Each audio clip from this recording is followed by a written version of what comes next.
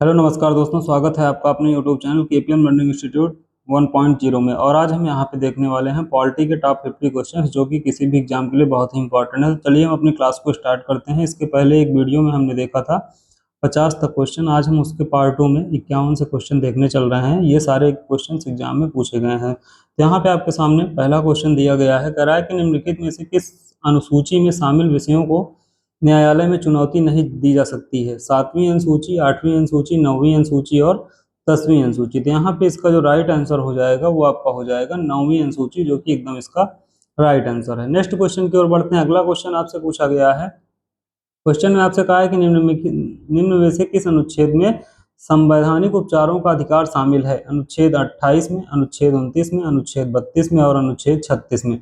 तो यहाँ पे इसका राइट आंसर हो जाएगा आर्टिकल 32, जो कि एकदम इसका राइट आंसर हो जाएगा। अगले क्वेश्चन की ओर बढ़ते हैं। Question number 53। क्वेश्चन नंबर 53 में आपसे पूछा गया, कह रहा है भारतीय संघ की कार्यपालिका शक्ति निहित होती है। किसमें निहित होती है? लोकसभा में, राज्यसभा में, राष्ट्रपति में, प्रधानमंत्री में। यहाँ पे इसका आंसर क्या हो जाएगा आपका? राष्ट्रपति में होती है। चलिए अगले क्वेश्चन की ओर बढ़ते हैं। क्वेश्चन नंबर 54 में इसमें आपको दिया गया है कि किस संविधान संशोधन द्वारा 1976 में मौलिक कर्तव्यों को संविधान में शामिल किया गया था। तो आपसे पूछा गया है कि 1976 में मौलिक कर्तव्यों को संविधान में शामिल किया गया था। 42वें संविधान संशोधन, 44वें, 46वें और 48वें। तो यहाँ पे इसका जो राइट आंसर हो जाएगा वो हो जाएगा 42वां संविधान संशोधन। अगले क्वेश्चन की ओर बढ़ते हैं। क्वेश्चन नंबर 55 में कह रहा है कि भारत में राष्ट्रपति होने के लिए न्यूनतम आयु कितनी है? 25 वर्ष, 30 वर्ष, 35 वर्ष, 40 वर्ष। तो यहाँ पे इसका जो राइट आंसर हो जाएगा वो हो जाएगा 35 वर्ष। चलिए नेक्स्ट क्वेश्चन की ओर बढ़ते हैं। अगला क्वेश्चन आपसे पूछा गया है, निम्न में से कौन राष्ट्रपति के निर्वाचक मंडल में शामिल नहीं है? राज्यसभा के निर्वाचित सदस्य, लोकसभा के निर्वाचित सदस्य, राज्य विधानसभा के निर्वाचित सदस्य और राज्य विधान परिषद के निर्वाचित सदस्य। यहाँ पे हो जाएगा राज्य विधान सभा के निर्वाचित सदस्य। अगले क्वेश्चन में आपसे पूछा गया है, कह रहा है संविधान से 52वां संशोधन संबंधित है आरक्षण से, दल बदल कानून से, निर्वाचन आयोग से, धर्म संरक्षण से। यहाँ पे इसका राइट आंसर हो जाएगा दल बदल कानून से। क्या हो जाएगा? दल बदल कानून से। अगले क्वेश्चन की ओर बढ़ते हैं। Question number 58। इसमें आपसे पूछा गया है, भारत में संसद की लोक लेखा समिति के अध्यक्ष की नियुक्ति किसके द्वारा की जाती है? भारत के राष्ट्रपति द्वारा, भारत के प्रधानमंत्री द्वारा, लोकसभा के अध्यक्ष द्वारा, राज्यसभा के अध्यक्ष द्वारा। तो ये आपका किसके द्वारा किया जाता है? लोकसभा अध्यक्ष द्वारा किया जाता है। नेक्स्ट क्वेश्चन आपसे यहाँ पे पूछा गया है, कह रहा है कि मूल अधिकारों की सूची से संपत्ति का अधिकार समाप्त किया गया। 42वें संविधान संशोधन, 44वें संविधान संशोधन, 46वें संविधान संशोधन और 52वें संविधान संशोधन। तो यहाँ पे हो जाएगा आपका 44वें संविधान संशोधन, जो कि एकदम इसका राइट आंसर हो जाएगा। यहाँ पे आपके पास अगला क्वेश्चन दिया गया है, कह रहा है किस समिति की अनुशंसा पर मौलिक कर्तव्यों को संविधान में शामिल किया गया था? केलकर समिति, सरदार स्वर्ण समिति, लकड़वाला समिति, तेंदुलकर समिति। यहाँ पे हो जाएगा सरदार स्वर्ण समिति। ऑप्शन नंबर बी एकदम इसका राइट आंसर हो जाएगा। नेक्स्ट क्वेश्चन की ओर बढ़ते हैं। कह रहा है कि संविधान संशोधन द्वारा बच्चों को प्राथमिक शिक्षा माता पिता का कर्तव्य बनाया गया। 82वें संविधान संशोधन, 86वें संविधान संशोधन, 92वें संविधान संशोधन, 96वें संविधान संशोधन। तो यहाँ पे हो जाएगा 86वें संविधान संशोधन द्वारा किया गया। यहाँ पे आपके सामने अगला क्वेश्चन दिया गया है, कह रहा है सर्वोच्च न्यायालय का न्यायाधीश पद से त्याग पत्र किसको लिख कर दे सकता है? वरीय न्यायाधीश को, राष्ट्रपति को, प्रधानमंत्री को, महान्यायवादी को। यहाँ पे हो जाएगा राष्ट्रपति। ऑप्शन नंबर बी एकदम राइट आंसर हो जाएगा। चलिए अगले क्वेश्चन की ओर बढ़ते हैं। कह रहा है संविधान के किस अनुच्छेद में ग्राम पंचायतों का गठन से संबंधित उल्लेख है? आर्टिकल 38 में, आर्टिकल 40 में, आर्टिकल 48 में, आर्टिकल 50 में। तो यहाँ पे इसका राइट आंसर हो जाएगा आर्टिकल 40। अगले क्वेश्चन की ओर बढ़ते हैं। अगला क्वेश्चन, क्वेश्चन नंबर 64। इसमें आपसे कहा है भारतीय संसद में शामिल किया गया लोकसभा, राज्यसभा, राष्ट्रपति, उपरोक्त सभी। तो किसको? तो भारतीय संसद में लोकसभा, राज्यसभा और राष्ट्रपति तीनों शामिल किए गए हैं।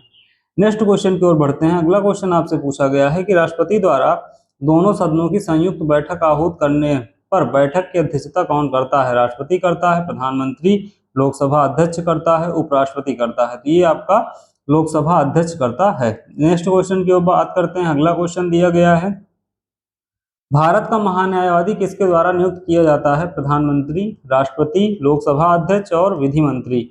ये आपका हो जाएगा राष्ट्रपति के द्वारा किया जाता है। चलिए अगले क्वेश्चन में आपसे पूछा है भारतीय नागरिक संशोधन अधिनियम 1986 द्वारा देशीकरण द्वारा नागरिकता प्राप्त करने की शर्त क्या है? 5 वर्षों से भारत में रहता हो, 10 वर्षों से भारत में रहता हो, 8 वर्षों से भारत में रहता हो, इनमें से कोई नहीं। इसका भारतीय नागरिक संशोधन अधिनियम 1986 द्वारा देशीकरण की नागरिकता प्राप्त करने के लिए 10 वर्षों से भारत में रहता हो। चलिए अगले क्वेश्चन की ओर बढ़ते हैं। अगला क्वेश्चन आपसे पूछा गया है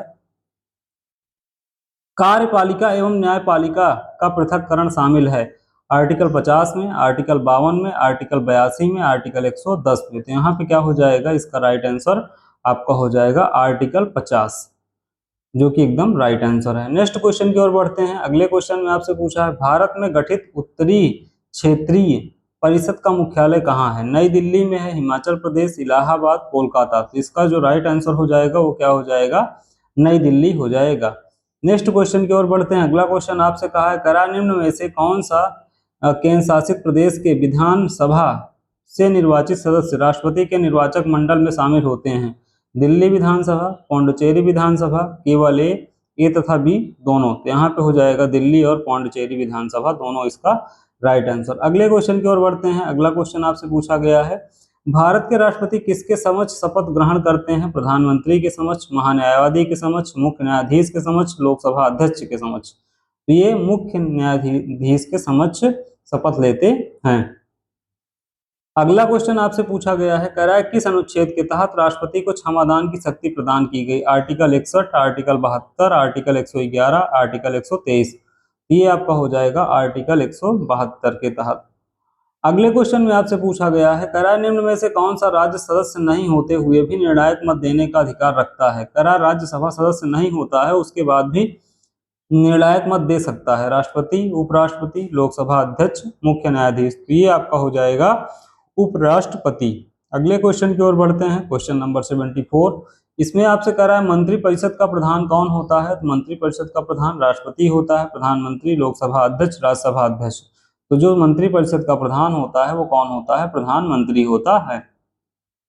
आगे आपसे पूछा गया है मंत्रिपरिषद सामूहिक रूप से उत्तरदायी होता है लोकसभा के प्रति, राज्यसभा के प्रति, राष्ट्रपति के प्रति, प्रधानमंत्री के प्रति। तो ये आपका हो जाएगा लोकसभा के प्रति जिम्मेदार होता है। नेक्स्ट क्वेश्चन की ओर बढ़ते हैं। अगला क्वेश्चन आपसे पूछा गया है अविश्वास प्रस्ताव द्वारा हटाए गए प्रथम प्रधानमंत्री कौन थे? मोरारजी देसाई, चौधरी चरण सिंह, विश्वनाथ प्रताप सिंह, एच.डी. देवगौड़ा। यहाँ पे इसका राइट आंसर हो जाएगा मोरारजी देसाई, जो कि एकदम इसका राइट आंसर है। अगले क्वेश्चन की ओर बढ़ते हैं। कह रहा है निम्न में से कौन सा उच्च सदन है? लोकसभा, राज्यसभा, विधानसभा, उपरोक्त तो सभी। यहाँ पे इसका राइट आंसर क्या हो जाएगा? राज्यसभा हो जाएगा, जो कि एकदम राइट आंसर है। नेक्स्ट क्वेश्चन की ओर बढ़ते हैं। यहाँ पे अगला क्वेश्चन दिया गया है किस अनुच्छेद के तहत राष्ट्रपति को अध्यादेश जारी करने का अधिकार है? Article 61, article 74, article 78, article 123। तो आर्टिकल 123 के तहत अध्यादेश जारी करने का अधिकार है। अगले क्वेश्चन में आपसे कहा है कह रहा है राज्यसभा का पहली बार गठन कब हुआ? 1950, 1952, 1954, 1956। तो ये कब हुआ था? 1952 में हुआ था। नेक्स्ट क्वेश्चन की बात करते हैं। आपसे पूछा है कि राज्यसभा में किस राज्य के सदस्यों की संख्या सर्वाधिक है? उत्तर प्रदेश, महाराष्ट्र, आंध्र प्रदेश, तमिलनाडु। तो आपको पता है सबसे बड़ा राज्य उत्तर प्रदेश है, तो यहाँ संख्या भी इसकी ज्यादा होगी, तो उत्तर प्रदेश का राइट आंसर हो जाएगा। किस संविधान संशोधन द्वारा वयस्क होने का उम्र 21 से घटाकर 18 वर्ष की कर दी गई? 61वें संविधान संशोधन, 71वें संविधान संशोधन, 81वें संविधान संशोधन, 91वें संविधान संशोधन। यहाँ पे इसका राइट आंसर हो जाएगा 61वें संविधान संशोधन द्वारा। संसद के प्रक्कलन समिति के सदस्य होते हैं राज्यसभा के 22 सदस्य, लोकसभा के 30 सदस्य, राज्यसभा के 22 व लोकसभा के 7, राज्यसभा के 15 व लोकसभा के 7। तो यहाँ पे हो जाएगा लोकसभा के 30 सदस्य, एकदम राइट आंसर हो जाएगा। आगे आपसे पूछा है निम्न में से कौन सा व्यक्ति राष्ट्रपति व उपराष्ट्रपति दोनों ही पदों पर रहे हैं? Doctor S Radhakrishnan, doctor Zakir Hussain, doctor Shankar Dayal Sharma, उपरोक्त सभी। यहाँ पे इसका जो राइट आंसर हो जाएगा वो हो जाएगा डॉक्टर एस राधाकृष्णन, जो राष्ट्रपति और उपराष्ट्रपति दोनों रहे हैं। अगले क्वेश्चन में आपसे पूछा गया है कि कोई विधेयक धन विधेयक है या नहीं, इसका निर्णय कर सकता है राष्ट्रपति, प्रधानमंत्री, वित्त मंत्री, लोकसभा अध्यक्ष। तो ये कौन कर सकता है? लोकसभा अध्यक्ष कर सकता है। अगले क्वेश्चन में आपसे पूछा गया है कि भारत के महान्यायवादी के संबंध में कौन सा कथन सत्य है? नियुक्ति लोकसभा अध्यक्ष करता है, संसद के किसी एक सदन का सदस्य होता है, संसद की कार्रवाई में भाग लेता है, महान्यायवादी को सदन में मत लेने का अधिकार है। तो संसद की कार्रवाई में क्या करता है, भाग लेता है। अगले क्वेश्चन की ओर बढ़ते हैं। कह रहा है किसकी सलाह पर राज्य में राष्ट्रपति शासन लागू किया जा सकता है? मुख्यमंत्री के सलाह पर, राज्य के राज्यपाल के सलाह पर, विधानसभा अध्यक्ष के सलाह पर, उच्च न्यायालय के मुख्य न्यायाधीश के सलाह पर। तो यहाँ पे इसका जो राइट आंसर हो जाएगा क्या हो जाएगा, राज्यपाल, राज्य के राज्यपाल के सलाह पर। अगले क्वेश्चन की ओर बढ़ते हैं। कह रहा है कि लोकसभा का कार्यकाल पूरा होने से पहले बंद किया जा सकता है राष्ट्रपति के स्वविवेक से, प्रधानमंत्री के स्वविवेक से, लोकसभा अध्यक्ष के स्वविवेक से, प्रधानमंत्री के सिफारिश पर राष्ट्रपति द्वारा। ऑप्शन नंबर डी एकदम राइट आंसर। अगला क्वेश्चन है यहाँ पे कि राज्यसभा के सदस्य चुने जाते हैं 2 वर्ष के लिए, 4 वर्ष के लिए, 5 वर्ष के लिए, 6 वर्ष के लिए। तो यहाँ पे 6 वर्ष आपका एकदम राइट आंसर हो जाएगा।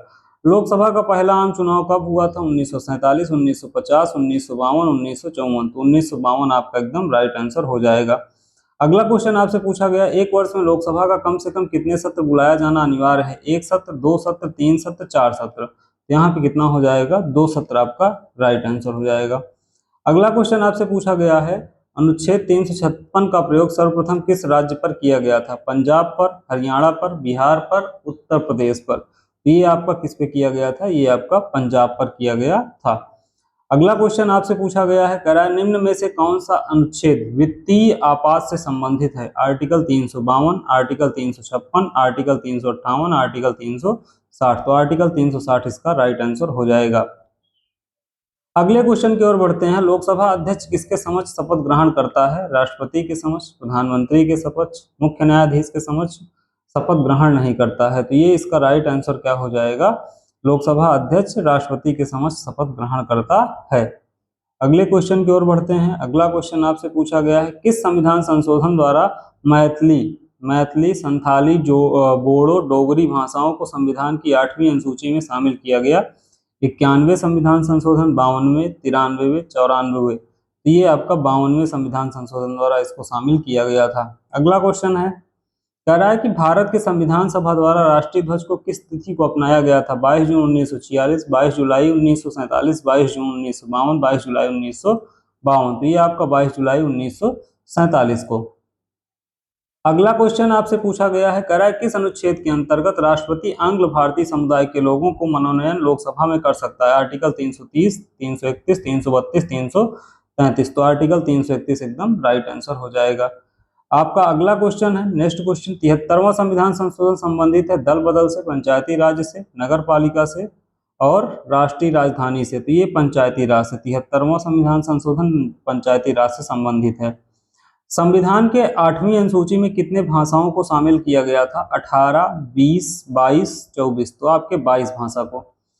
सेकंड आपका लास्ट क्वेश्चन है, राज्य कार्यपालिका का प्रमुख होता है उच्च न्यायालय के मुख्य न्यायाधीश, राज्य के मुख्यमंत्री, राज्य के राज्यपाल, विधानसभा अध्यक्ष।